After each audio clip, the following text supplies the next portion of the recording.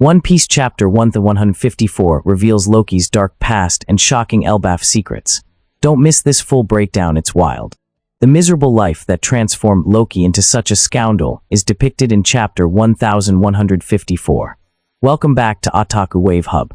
If you've been following regularly, you know how captivating and exciting this story is. You don't even need to read the manga to grasp all the information, not missing a single thread.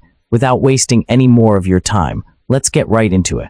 Ready for the full detailed Chapter 1154, aren't you? Let's go. The title of Chapter 1154 is I Can't Even Die.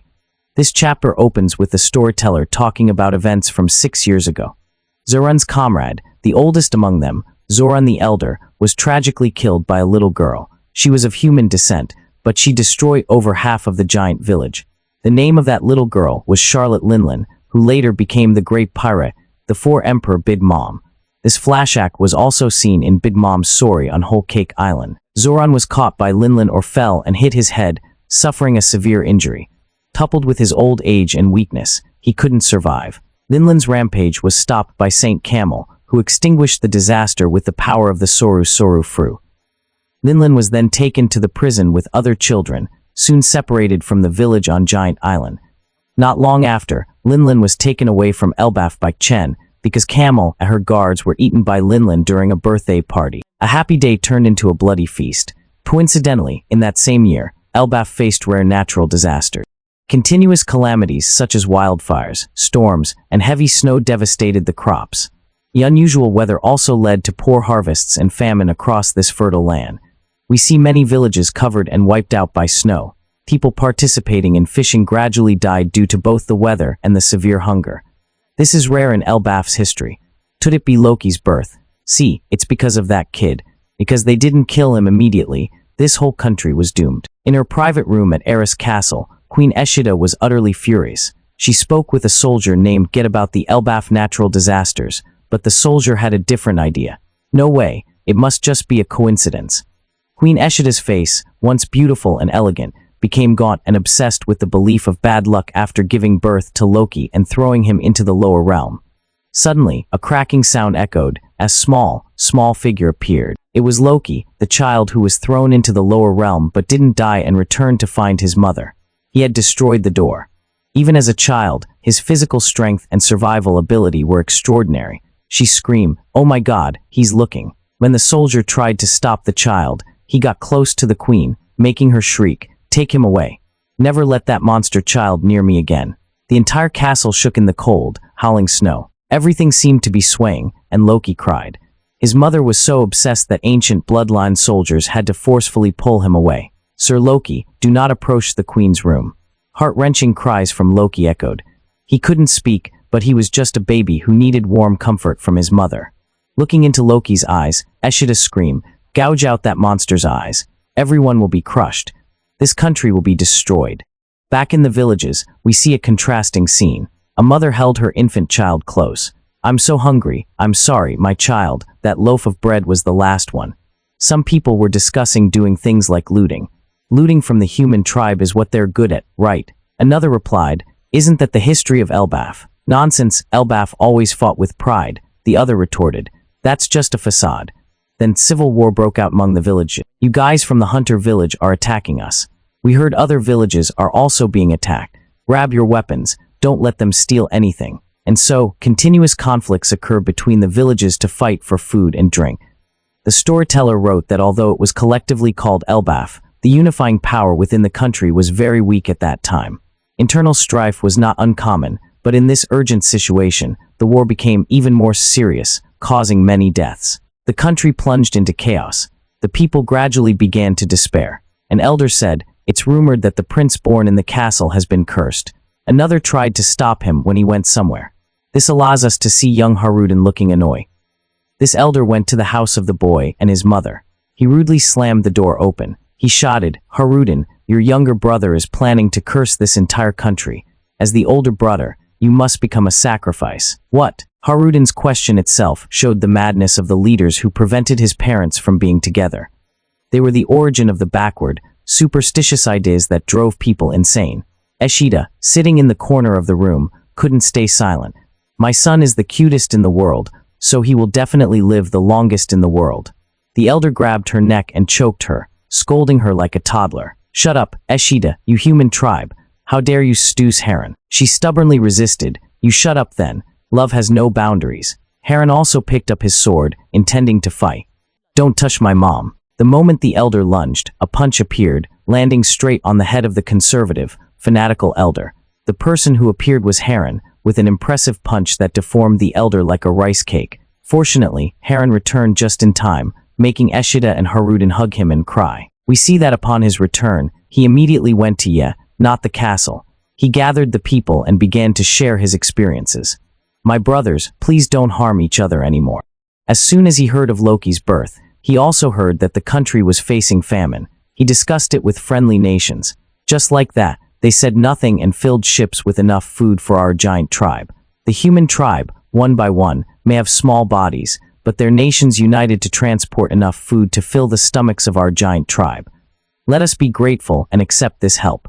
Chew every meal you receive with gratitude. One day, when they face difficulties, we will use all our strength to repay them. We have lived in a narrow world. At this moment, the atmosphere was quite lively because a large number of ships were transporting food to aid Elbaf. Heron's wise decision helped this kingdom escape disaster.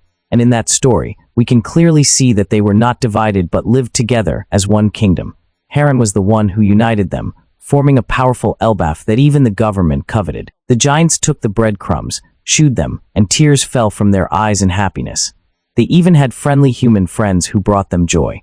Never before had life been so happy and meaningful. It was also a humanitarian aid effort, like those we see in our daily lives. The storyteller wrote that until the day before Heron returned, Queen Eshida still claimed that all misfortunes were due to Loki's curse and hated her child, as she drew her last breath in pain. The people of the country, of course, believed that her death was due to the curse. Ting Heron also appeared in Queen Eshida's funeral. It was a sad day for the entire kingdom. Everyone bowed their heads in mourning. Ting Heron did too. He cried a lot. On that day of different yin and yang, unlike his wife who was obsessed with fate, he grieved that he married her not for love but for duty. But perhaps now, in his heart, there was a place for Eshida, a woman who believed in fate so much that she tormented herself to death. Ting Heron did not listen to the superstitions of the people and hate Loki. He still loved his poor son with all his heart. He threw the boy into the air. He hugged him with the warm smile of a father. At this moment, a soldier reported, "Prince's eyes are sick." No, the prince can still see, but it seemed King Heron had not yet seen the shape of Loki's eyes. "Why so, poor child? Why don't you smile? It must be, you've lost your mother. And what are these scars?" The soldiers didn't know how to answer, but perhaps a father's intuition couldn't help but notice the pain and sadness Loki was going through. Though only a few months old, Loki understood what he was going through. And from then on, Loki abandoned his own love. The storyteller wrote that Heron's diplomatic efforts bore fruit. Elbaf overcame the winter, however, due to having to rebuild the collapsed nation and handle foreign affairs. Heron was extremely busy. Meanwhile, behind Heron, the man who cared for Loki was the regent, and also Eshida's younger brother. We see that the regent had a sense of unease about being next to his nephew Loki, the curse that the deceased mother had instilled in the boy. At this time, Eshida and her mother had moved to the lower realm to live. They built a bar to make a living. Haruden said, "Mother, the lower realm is dangerous." She replied, "The lower realm is separated by a sea, so wild beasts can't reach it." "My boy, you're so cute worrying about me." Besides, the boy also goes to special training at the warrior's house with Uncle O at the western village, right? When he comes back tired, he'll gladly welcome any passing travelers, victims, or pirates, because this is our bar. I wish I could help Heron somehow. It can be seen that after the incident, she understood that she should live separately from Elbaf to avoid similar situations that would make King Heron difficult. She didn't want to cause trouble for King Heron and the villagers because of her and her son. She was truly a thoughtful and resourceful woman. She was also full of love and humanity, and did not hate Loki, even though the boy was rumored to be cursed. Scene shifts to a flashback 5-6 years ago at Elder Zurun's house. He said, "You were at the scene of the incident, the Lively 6 years ago, right?" Heron replied, "Yes, I went to a friendly king for help, disguised as a soldier to sneak in. The result was that my wish was not accepted. If it weren't for that murder causing chaos, I would probably have been caught." The overall scene is Heron sitting and chatting intimately with Elder Zerun. Zerun scolded him. Just being caught would have been better. Actually, this topic is beyond words. Have you ever heard about the Great Giant Battle Corps? Heron replied, are you talking about the strong giant shipbuilders group? Aren't those warriors holding clubs just myths or something? Heron's surprise was shattered by Zerun's revelations. No, they are real. They set sail for a distant place and sent letters to Elbaf from there. Those letters are still preserved. The letters say that all of us have been captured. Can you believe it? Over 100 warriors, including ancient giants, were captured by someone. The image of the Great Giant Battle Corps is shown. Among them, some look exactly like the prisoners, the captured giants on Punk Hazard that Chopper discovered. There's no doubt about it.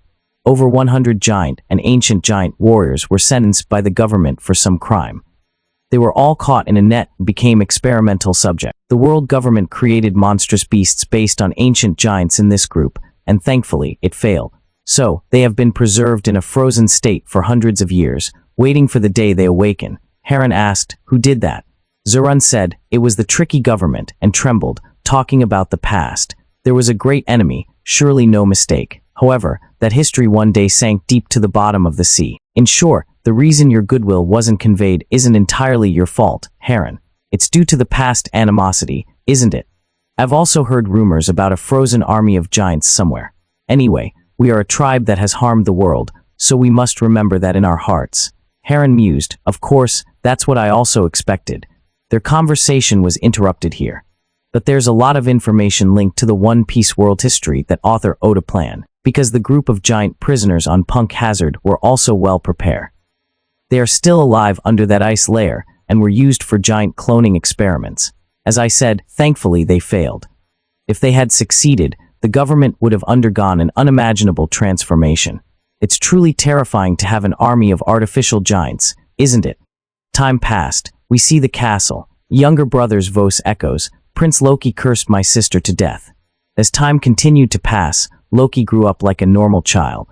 But the strange thing is that every unfortunate calamity was blamed on this boy.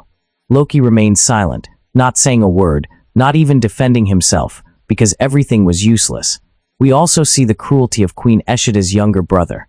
He fed Loki garbage every day. Then, after the lucky royal with 8 legs died, the regent, Eshida's younger brother, also collapsed in the lower realm.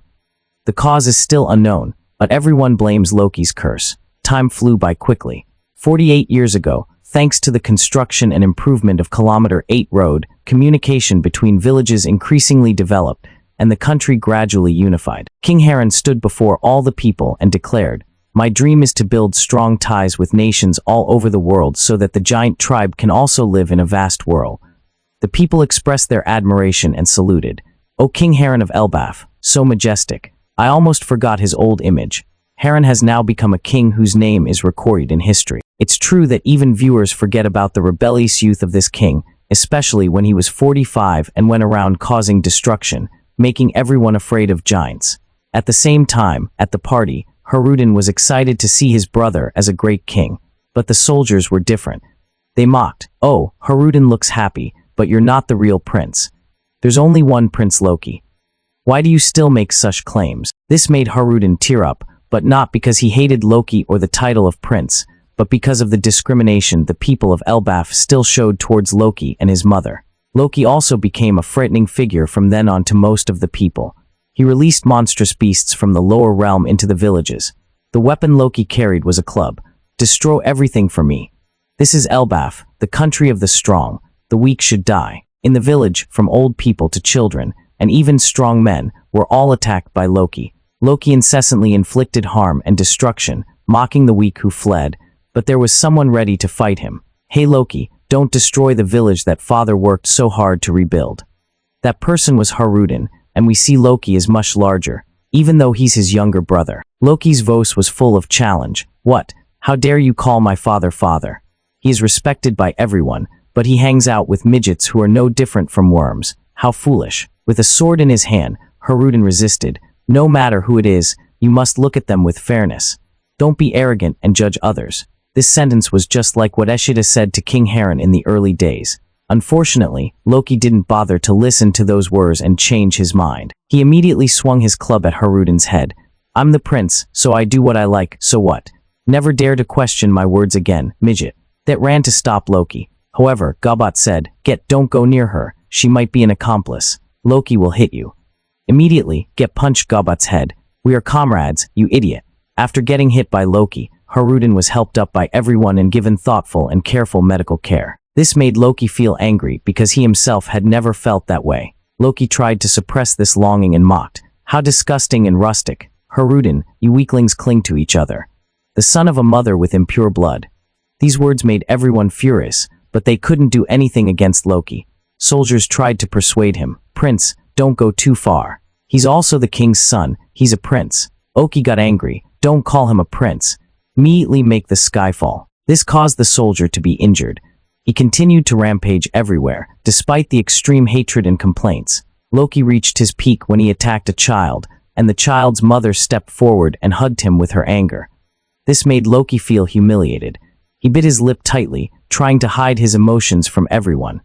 Even if he inflicted harm, even if he destroyed, the hole in Loki's heart would never be filled. He jumped from the upper realm to the lower realm to commit suicide, the way giants talk about it. They say, if you fall from here, you'll just die. But Loki didn't die. The pain in his heart, however, felt like it was tearing him apart. Lying on the cold snow in the lower realm, Loki tore off the cloth over his eye, revealing his strange eyes. He cried, tears streaming endlessly. Can't even die. His teeth clenched tightly, grinning against his lonely fate. Tingharam was often away. The person who loved the boy the most rarely appeared, making everything feel empty, and Loki lacked affection. As Loki cried there, he suddenly noticed a large mountain in the distance had split cleanly in half. What in the world is that? Where's the entrance? The monsters of the lower realm roared warnings, showing that a terrifying force had appeared. Sweat ran, and their faces were quite panicked. A group of 4 people appeared. The woman said, Oh, I see it. Look, a giant kid. This must be Elbaf. The youthful faces of Siki and Nuget were also seen. With Loki's pouty face, Siki laughed. This kid has a face like a demon. Nuget said, even for a giant, he's too big. This kid is crying. At the same time, we see the leader introduced as Rocky Xebec, the captain of the Rock's pirates, later the father of the 4 Emperor Blackbear. This man met King Heron at the Leavely 8 years ago. He had killed a Marine headquarters admiral and escaped. He is currently a wanted criminal with a very high bounty and is being hunted by the government.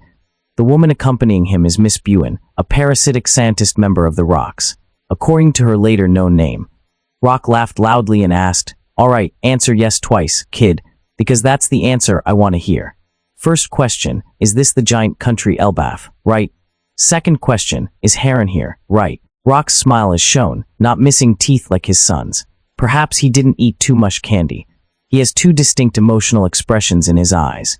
His hair is styled with 2 separate colors, with the bangs covering his forehead, looking very elegant. His beard is also neatly trimmed, not messy like his biological son. His hand gesture involved raising 2 fingers, signaling 2 questions Loki had to answer. It's unclear if he ate a devil fruit, but perhaps this action is due to his Obnomi ability, which makes it interesting to discuss, right?